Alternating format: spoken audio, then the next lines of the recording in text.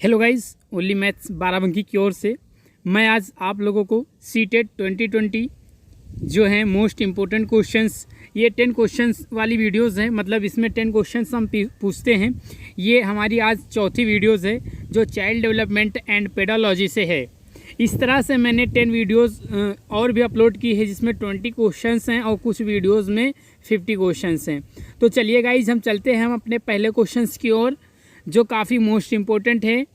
चलिए, हमारा जो आज का पहला क्वेश्चन है, एक बालक अपने विचारों एवं भावनाओं को प्रकट नहीं करता, वह किस श्रेणी में रखा जाएगा?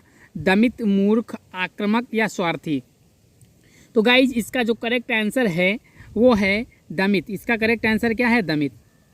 तो चलिए हम बात कर ले रहे हैं, इसका दमित आंसर है तो क्यों है थोड़ी सी हम बात करेंगे। इसका जो दमित आंसर है, एक बालक अपने विचारों को भावनाओं को प्रकट नहीं करता। देखिए, जैसे कि कोई बालक है, दमित का मतलब क्या होता है पहले तो हम इसका अर्थ बताएंगे। इसका अर्थ क्या होता है दमित का, आप लोग भी जानने की कोशिश कर रहे होंगे। इसका जो दमित का मतलब होता है जिसका दमन किया गया हो। आप सभी जानते हैं जैसे मनोवेग या वासना। तो यदि उपद्रव किया गया हो या किसी को मतलब कह सकते हो कि जो बलपूर्वक दबाया गया हो, जो बलपूर्वक दबाया गया हो उसे हम क्या कहते हैं? दमित, जिसका दमन किया गया हो। तो इसको इंग्लिश में अगर कहा जाए तो इसको इंग्लिश में जो कहते हैं रिप्रेस्ड कहते हैं। हम स्पेलिंग में बता दे रहे हैं, REPRESSED, रिप्रेस्ड। इसको अंग्रेजी में क्या कहते हैं? रिप्रेस्ड, मतलब दमित किया हुआ। तो इसका जो करेक्ट आंसर है, देखिए, जो बालक होता है अपने विचारों को दमित ही, जिसका मतलब शोषण किया गया हो या वासना जिस तरह के जो होते हैं वही अपने भावों को प्रकट नहीं करता है। बात समझ आई ना? अपने विचारों में भावनाओं को प्रकट नहीं करता है, वह किस श्रेणी में रखा जाएगा? तो मूर्ख तो होगा नहीं, मूर्ख तो है नहीं। इसका आक्रामक मतलब हम यहाँ पर मूर्ख भी तो होगा नहीं, मूर्ख भी नहीं होगा। क्यों? आक्रामक का मतलब क्या होता है? आक्रामक का मतलब भी बताएंगे हम क्या होता है। आक्रामक का मतलब होता है हमला। आक्रामक का मतलब क्या होता है? हमला, या मतलब प्रहार करने वाला हो, जो प्रहार करता हो या करने वाला हो, तो ये होता है। तो इसका करेक्ट आंसर गाइज आपको समझ में आया होगा। इसका करेक्ट आंसर है क्या? दमित। यदि आप हमारे चैनल पर नए हो तो चैनल को सब्सक्राइब कर लें और बेल आइकन को प्रेस कर लें, जिससे अगली आने वाली वीडियोज़ आपको जल्द से जल्द मिलती रहे। चलिए अगले क्वेश्चन को बढ़ते हैं। अगला क्वेश्चन हमारा क्या है कि स्वस्थ शरीर में ही स्वस्थ मस्तिष्क का निर्माण होता है। पर क्वेश्चन ये क्या चेंज करके दे दिया था कि स्वस्थ शरीर में स्वस्थ मस्तिष्क का निर्माण ही शिक्षा है। यह कथन किसका है? फ्रैंसन, अरस्तु, चाणक्य या शोनेल? तो इसका जो करेक्ट आंसर है गाइज अरस्तु ही है। अरस्तु है। ऐसा नहीं है कि हम मतलब थोड़ी सी डिफिनेशन चेंज भी कर सकता है लास्ट में, क्योंकि कहने का मतलब आप लोगों ने बोल चाल में सुना होगा कि स्वस्थ शरीर में ही स्वस्थ मस्तिष्क का निर्माण होता है। यह भी कथन अरस्तु का है और थोड़ा सा एग्जामिनर ने चेंज कर दिया। उन्होंने क्या कर दिया कि स्वस्थ शरीर में ही स्वस्थ मस्तिष्क का निर्माण ही शिक्षा है। यह भी वही परिभाषा है, यह भी अरस्तु, मतलब उन्होंने एग्जामिनर ने चेंज किया, परिभाषा अरस्तु की ही है। अब बहुत लोग कंफ्यूज ना होइएगा, इस तरह से चेंज करके आपको घुमाने के लिए मतलब इस तरह का एग्जामिनर क्वेश्चन रख सकता है। चलिए अगले क्वेश्चन की ओर बढ़ते हैं। अगला क्वेश्चन हमारा क्या है? अगला जो क्वेश्चन है, आक्रामक बालकों की आक्रामकता को कम करने हेतु आप विद्यालय स्तर पर सर्वोचित उपाय करोगे। अभिभावकों से शिकायत, शक्ति का सदुपयोग या कठोर अनुशासन या दंड देना? तो इसका जो करेक्ट आंसर हो जाएगा गाइज वो हो जाएगा शक्ति का सदुपयोग। आप लोग अपने आप को देखिए हमारे कितने क्वेश्चन सही हो रहे हैं। वीडियो को पॉज करके आप लोग रोक सकते हैं और समझ सकते हैं हमारे कितने क्वेश्चन सही हो रहे हैं। आप हमारे कमेंट बॉक्स में ज़रूर आंसर दीजिए और वीडियो मतलब दूसरों तक शेयर भी करिए, जिससे जो हमारे मित्र हैं उनको मतलब हेल्प मिलती रहे, काफ़ी उनको मदद साबित हो सकते हैं क्वेश्चंस। और मोस्ट इम्पोर्टेंट क्वेश्चन मैं लाता हूं जो कहीं ना कहीं किसी न किसी एग्ज़ाम में पूछे गए हैं, वो चाहे टेट के हों या सीटेट के हों या रीट के हों या CDS के हों, एग्ज़ाम में ज़रूर आए हों। वो राजस्थान के भी टेट में हो सकते हैं और बिहार के भी टेट में हो सकते हैं, यूपी के भी टेट में हो सकते हैं। तो ये इंपॉर्टेंट क्वेश्चंस हैं, मोस्ट इम्पोर्टेंट है। इनको टाइम मतलब जो टाइप करते हैं तो काफ़ी टाइम लगता है। और वीडियो यदि पसंद आई तो वीडियो को लाइक ज़रूर करें। तो इसका करेक्ट आंसर क्या हो जाएगा? शक्ति का सदुपयोग करके, मतलब जो हमला जो करते हैं बालक जो होते हैं, उपद्रवी जिसे कह सकते हैं, उपद्रवी, तो वो है सही आंसर। तो गाइस समझ में आया होगा। अगले क्वेश्चन के बढ़ते हैं। अगला क्वेश्चन हमारा क्या है? अगला क्वेश्चन है कि निम्नलिखित पद्धति व्यक्तिगत भेद को ध्यान में नहीं रखकर शिक्षण में प्रयुक्त की जाती है। डाल्टन योजना या बिनेटिका या प्राजून जो होता है प्रायोजना पद्धति या व्याख्यान पद्धति। तो इसका जो करेक्ट आंसर हो जाएगा गाइज, इसका करेक्ट आंसर है आपका व्याख्यान पद्धति। बात समझिए, हम इसको थोड़ा सा और एक्सप्लेन करेंगे कि जो होता है, ध्यान समझिए, जो हमारा पद्धति है व्यक्तिगत भेद को ध्यान में रखकर नहीं मतलब ध्यान में नहीं रखकर शिक्षण में प्रयोग की जाती है, ध्यान में नहीं रखा जाता है। तो देखिए जब हम करते हैं तो डाल्टन को तो ध्यान में रखकर ही करते हैं, जब कोई भी मतलब पद्धति योजना बनाते हैं तो डाल्टन विधि को याद मतलब ध्यान रखते हैं, बिनेटिका भी को याद रखते हैं और प्रयोजन पद्धति को। पर जो व्याख्यान होता है इसमें हम जो व्यक्तिगत भेद होता है उसको हम मतलब कहीं ना कहीं ध्यान में रखकर नहीं करते हैं, ध्यान में रखकर, क्योंकि हम व्याख्यान करें इसमें क्या भेद, इसमें किसी भी प्रकार का भेद व्यक्तिगत नहीं रखा जाता है। चलिए गाइस समझ में आया होगा। अगले क्वेश्चन को चलते हैं। हमारा अगला क्वेश्चन क्या है, निःशक्त बालकों की शिक्षा के लिए प्रावधान किया जा सकता है मुख्य धारा में डालकर, समाकलन द्वारा या समावेशी शिक्षा द्वारा, ये उपयुक्त में से कोई नहीं। तो निःशक्त, पहले तो हम बात करेंगे इस मतलब निःशक्त का मतलब क्या होता है। निःशक्त का जो मतलब होता है शक्तिहीन, निःशक्त का मतलब क्या होता है शक्तिहीन, या आप कह सकते हो असमर्थ, जिसे अंग्रेजी में कहते हैं डिसेबल्ड। क्या है, डिसेबल्ड। समझ में आई होगी।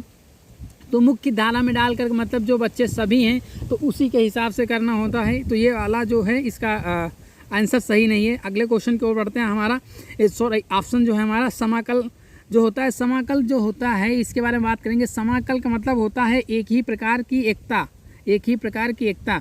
तो ये भी गलत है। समावेशी शिक्षा क्या होती है, समावेशित का मतलब होता है समान रूप से, समावेशित का मतलब क्या होता है समान रूप से। तो इसका जो करेक्ट समान रूप से मतलब जैसे हमारी कक्षा है एक, तो कक्षा में मतलब कक्षा जैसे है तो उसमें पढ़ा रहे, तो जैसे जो बालक होते हैं दिव्यांग बालक, बात समझिए आप, हमारी जो दिव्यांग बालक होते हैं मतलब उनको सभी को मतलब मिला करके पढ़ाया जाए, मिला करके पढ़ाने के समय मतलब किसी प्रकार का भेद ना किया जाए। तो इसका जो करेक्ट आंसर हो जाएगा गाइज निःशक्त बालक। निःशक्त मतलब शक्तिहीन या पढ़ने में मतलब कह सकते हो कमज़ोर बालक हैं, दिव्यांग बालक हैं कह सकते हो, कहीं ना कहीं मतलब उनको अलग से ना, तो वो क्या होता है समावेशी शिक्षा द्वारा। बात समझिए, बहुत इंपॉर्टेंट क्वेश्चन है और काफ़ी मोस्ट मतलब अधिकतर पेपरों में ये क्वेश्चन आया है। तो इसका करेक्ट आंसर क्या हो जाएगा समावेशी शिक्षा। अगले क्वेश्चन को बढ़ता है। अगला क्वेश्चन हमारा क्या है कि व्यक्तिगत भेद पाए जाते हैं बुद्धि स्तर, अभिवृद्धि, गतिवाही योग्यता में उपरोक्त में से सभी। तो जो व्यक्तिगत भेद होते हैं वो आप सभी को पता होगा कि बुद्धि के हिसाब से भी होते हैं। कुछ बालक जो होते हैं मतलब जिनकी आईक्यू जो होती है तेज़ होती है, अभिवृद्धि, उनकी अभिवृद्धि भी कुछ बालकों की तेज़ होती है या किसी की मतलब स्लो होती है। गतिवाही भी योग्यता है कहीं ना कहीं किसी की मतलब एक सेम नहीं होती। तो इसका जो करेक्ट आंसर हो जाएगा उपरोक्त में से सभी। अगले क्वेश्चन को बढ़ता है। अगला क्वेश्चन हमारा क्या है कि कौन सा व्यक्तिगत विभिन्नताओं का कारण नहीं है, परिपक्वता, निर्देशन, वंशानुक्रम, वातावरण। तो इसका जो करेक्ट आंसर हो जाएगा गाइज, इसका करेक्ट आंसर है निर्देशन। इसका करेक्ट आंसर क्या है, निर्देशन। अब बात चलिए हम करते हैं व्यक्तिगत क्या होता है। व्यक्तिगत की बात करेंगे, विभिन्नता का कारण नहीं है। तो जो देखिए परिपक्वता जो होती है मेच्योरिटी, जो मतलब एक जैसे कह सकते हो पुरुष है 20 साल के ऊपर या 22 साल के ऊपर जो होता है उसके मतलब 22 साल जो एज होती है उसके बाद जो व्यक्ति होता है वो मैच्योर हो जाता है, वो परिपक्व हो जाता है। निर्देशन, बात समझिए, बहुत इंपॉर्टेंट क्वेश्चन है।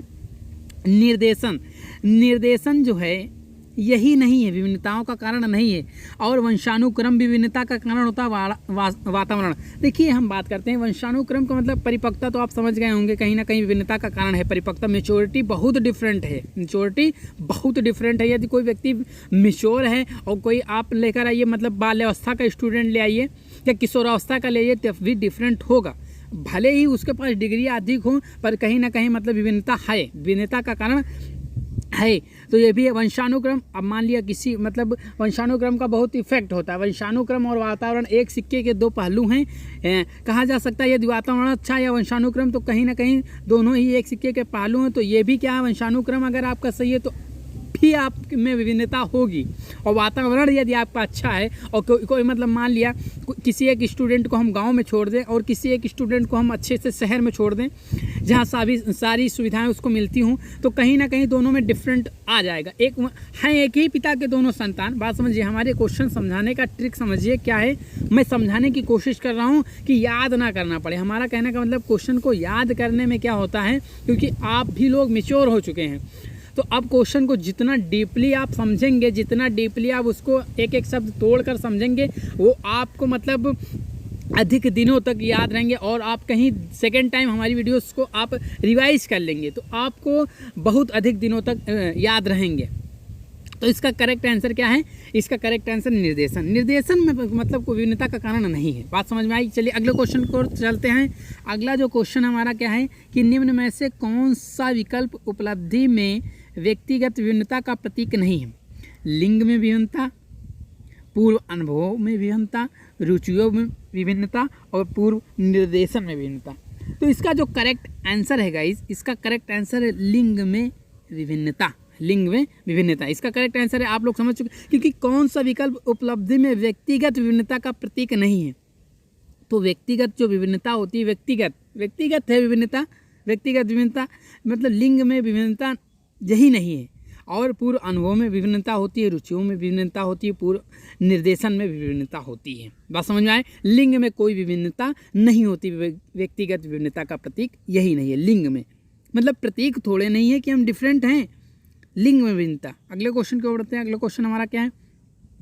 अगला क्वेश्चन क्या है? व्यक्तिगत भेद में हम पाते हैं विचलनशीलता, प्रतिमानता, दोनों ए व बी, उपयुक्त में से कोई नहीं। तो देखिए जो व्यक्तिगत भेद में हम क्या पाते हैं? विचलनशीलता भी होती है, विचलित होता है, प्रतिमान भी होता है। तो इसका करेक्ट आंसर क्या है? दोनों है, मतलब उपयुक्त में से दोनों इसका करेक्ट आंसर है। इस वीडियो का लास्ट क्वेश्चन है और वेरी मोस्ट इम्पोर्टेंट है। ये राजस्थान 2011 टेट में आया है और रीट के एग्ज़ाम में भी आया हुआ क्वेश्चन है। रीट के एग्ज़ाम में भी ये क्वेश्चन आया है, रीट के एग्ज़ाम में। और हम बात करेंगे जो आर टेट है, राजस्थान टेट में भी 2011 में क्वेश्चन आया हुआ है। 2011 में वेरी मोस्ट इम्पोर्टेंट क्वेश्चन है, इसको कायदे से समझना। और आप हमारे फेसबुक पे भी ज्वाइन हो सकते हैं, उसमें हम क्वेश्चन पोस्ट क्या करते हैं। आप हमारे टेलीग्राम पे भी जा सकते हैं, मतलब हमारी लिंक हम दे देंगे डिस्क्रिप्शन में, आप वहाँ से हमको फॉलो कर सकते हैं। इंस्टाग्राम पे हम अपनी लिंक दे देंगे, आप हमको मतलब फॉलो करिए। और वहाँ मैं क्वेश्चंस पोस्ट क्या करता हूँ, आप उन क्वेश्चनों से आप मतलब रिवीजन करते रहें। क्या करते रहें? रिवीजन करते रहें और अधिक से अधिक लोगों तक शेयर भी करिए। तो क्या क्वेश्चंस क्या है? क्वेश्चन समझिए। इसका जो क्वेश्चन है, गिलफोर्ड ने अभिसारी चिंतन, बात बहुत इंपॉर्टेंट है, रीट के एग्जाम में आया है, हल्का क्वेश्चंस नहीं है ये। गिलफोर्ड ने अभिसारी चिंतन पद का प्रयोग किसके समान अर्थ में किया है? सृजनात्मकता, बुद्धि एवं सृजनात्मकता, इनमें से कोई नहीं। तो जो गिलफोर्ड ने अभिसारी चिंतन किया वो बुद्धि पर किया। क्या किया? बुद्धि पर। तो इसका करेक्ट आंसर क्या हो जाएगा? बुद्धि के समान अर्थ में किया। गिलफोर्ड ने अभिसारी चिंतन पद का प्रयोग किसके समान अर्थ में किया? बुद्धि के समान अर्थ में। यदि गाइज वीडियो पसंद आई हो तो वीडियो को लाइक करें, हमारे चैनल पर अभी तक नए तो चैनल को सब्सक्राइब करें, जिससे अगली आने वाली वीडियो आपको जल्द से जल्द मिलती रहे। जय हिंद, जय भारत, वंदे मातरम। मिलते हैं अगली वीडियो के साथ।